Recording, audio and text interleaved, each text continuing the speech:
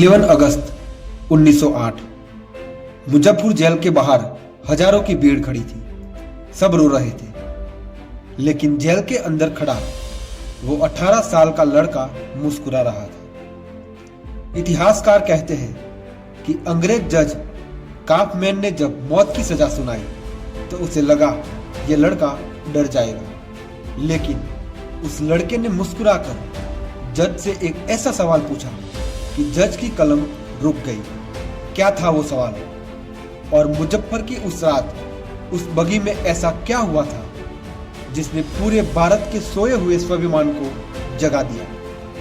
आज आप इतिहास के उस पन्ने को देखेंगे जिसे शायद स्कूल की किताबों में ठीक से पढ़ाया ही नहीं गया।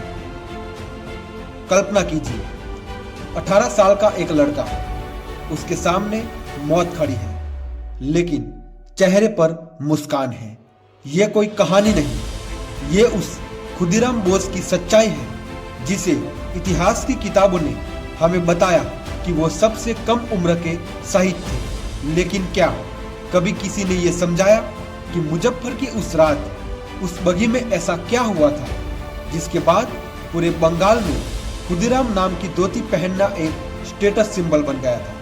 क्या आपको उस अंतिम इच्छा के बारे में पता है जो खुदीराम ने जेलर से मांगी थी? आज हम सिर्फ इतिहास नहीं खोदेंगे, आज हम उस गुमनाम जज्बे को जिंदा करेंगे जिसने भारत की आजादी की नींव रखी। तैयार रहिए, क्योंकि ये कहानी आपको खुदीराम के बारे में वो सच बताएगी जो आपने पहले कभी नहीं सुना होगा। खुदीराम बोस का जन्म 1889 में पश्चिम बंगाल के मिदनापुर में हुआ। बचपन में ही माता पिता का साया सर से उठ गया। अनाथालय में पले बढ़े खुदीराम ने अपनी कम उम्र में ही अंग्रेजों का जुल्म अपनी आंखों से देखा था।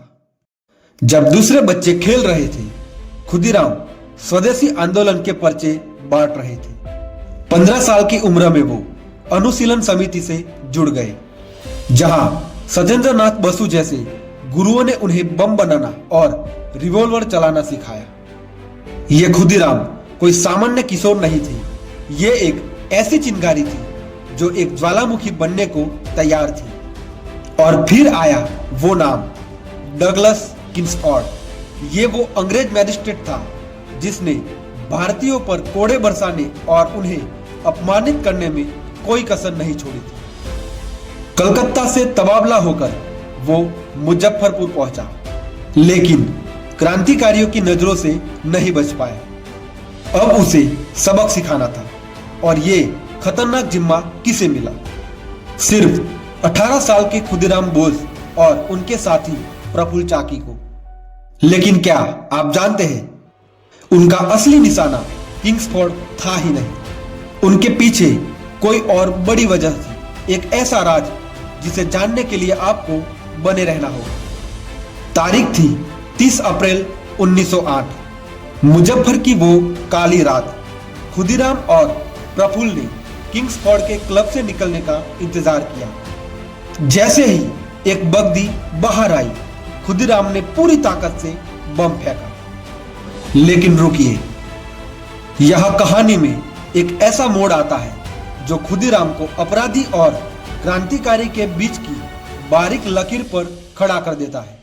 बम गिर चुका था, धुआं छट रहा था। खुदीराम को लगा मिशन पूरा हुआ, लेकिन तभी उन्हें पता चला कि बग्दी में वो शख्स था ही नहीं जिसे वो मारना चाहते थे। अब खुदीराम के सामने दो रास्ते थे, या तो सरेंडर करे या 25 मील नंगे पैर दौड़े। उन्होंने क्या चुना, आइए जानते हैं। उस बग्दी में किंग्सफोर्ड नहीं, बल्कि 2 अंग्रेज महिलाएं थी जो एक दोस्त के घर जा रही थी। मिशन असफल हो चुका था, 2 मासूम जाने चली गई। खुदीराम भागते रहे, भूखे प्यासे, नंगे पैर। 25 मील का सफर, जंगल, खेत, गांव, हर जगह से वो बचते रहे, लेकिन नियति कुछ और ही चाहती थी। वैनी रेलवे स्टेशन पर जहां वो आराम कर रहे थे, पुलिस ने उन्हें घेर लिया। चारों तरफ से गिर चुके थे। क्या था अब खुदीराम का अगला कदम?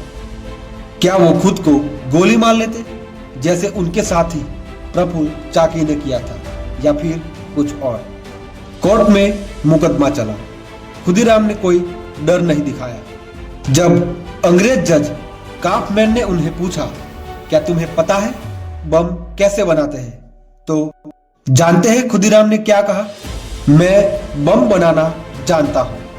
क्या मैं मरते मरते अपने देश के युवाओं को यह सिखा सकता हूं? ये निडरता ही थी जिसने बंगाल के हर घर में खुदीराम नाम की धोती को एक ब्रांड बना दिया। लोग उन्हें मरा हुआ नहीं बल्कि अपने कपड़ों पर अपनी यादों में पहनकर चलते थे। इतिहासकार डॉक्टर निमय साधन बोस अपनी पुस्तक द इंडियन नेशनल मूवमेंट में लिखते हैं कि खुदीराम की इस निर्भीकता ने ब्रिटिश कोर्ट की नींव हिला दी थी। 11 अगस्त 1908 खुदीराम बोस के हाथ में भगवत गीता थी। उनकी उम्र मात्र 18 साल 8 महीने और 8 दिन। वो हंसते हुए फांसी के तख्ते की ओर बढ़े और बिना किसी हिचकिचाहट के उन्होंने अपना जीवन बलिदान कर दिया। लेकिन ये अंत नहीं था, ये तो शुरुआत थी। उनकी शहादत ने पूरे बंगाल में एक तूफान ला दिया। लोग खुदीराम नाम की धोती पहनने लगे, उनके गीत गाने लगे। खुदीराम बोस एक व्यक्ति नहीं, एक विचारधारा बन चुके थे। आज भी 18 साल की उम्र में जब हम अपने करियर या मोबाइल्स गेम में खोए रहते हैं, खुदीराम हमें याद दिलाते हैं कि साहस और बलिदान की कोई उम्र नहीं होती। क्या हम उनके इस जज्बे का एक छोटा सा हिस्सा भी अपने अंदर जगा सकते हैं? खुदीराम ने तो बम से अंग्रेजों को चुनौती दी थी, लेकिन क्या आप जानते हैं एक भारतीय महिला ने विदेशी धरती पर तिरंगा फहराकर अंग्रेजों को सीधे आंख दिखाई थी। उस अद्भुत कहानी को जानने के लिए और ऐसे ही अनसुने इतिहास के लिए हमारे चैनल को सब्सक्राइब करना न भूलें। जय हिंद।